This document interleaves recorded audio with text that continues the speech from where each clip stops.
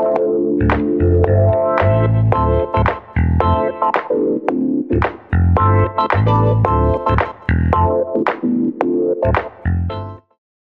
again and welcome back to Oslo. Through our many interviews here we've established two things. One, it's very cold in November, and two, Norway has lots of oil. But what about the challenges facing companies here? Well, I've been speaking to Bjornstad about the headwinds facing Norwegian companies. So I recently read a report by the British bank RBS, and they were implying that too much of Norway's industry is being focused on oil. Do you think that's a fair criticism? Yes, that is a very important topic to discuss, and it's being discussed in Norway as well.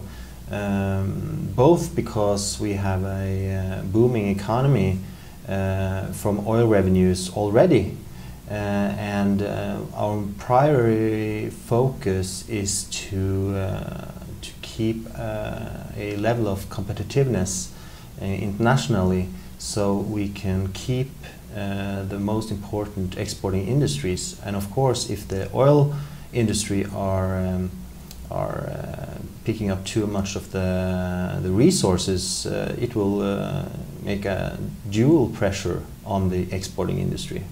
So is this something that has to come from government? Because clearly if you're a company owner, you're going to go where the money is, and the money is in oil. Yes, so in order to do something about this, the burden is on the government to try to control first of all, the total demand in the economy, but second of all, the demand coming from the petroleum industry in particular. And what problems is the Norwegian currency causing for exporters? Obviously it makes Norwegians very happy when they go on holiday, but if you're based in Norway and you're trying to export goods, it's going to cause some real problems as it's so strong.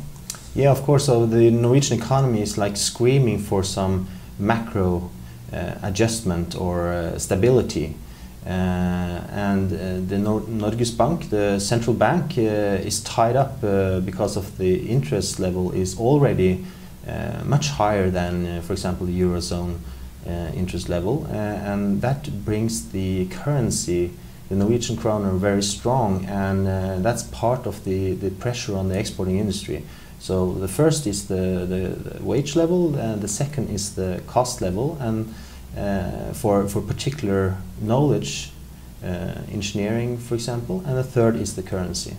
Sure. And what would you like to see the Norges Bank do differently? Actually, I do think the Norges Bank is doing the best thing at the moment. We cannot, or the economy, the domestic economy could need a higher interest rate level, but because of the problem of the exporting industry, we cannot push up the currency further. So I do think the Norges Bank is doing what they should, and the responsibility is on the fiscal policy.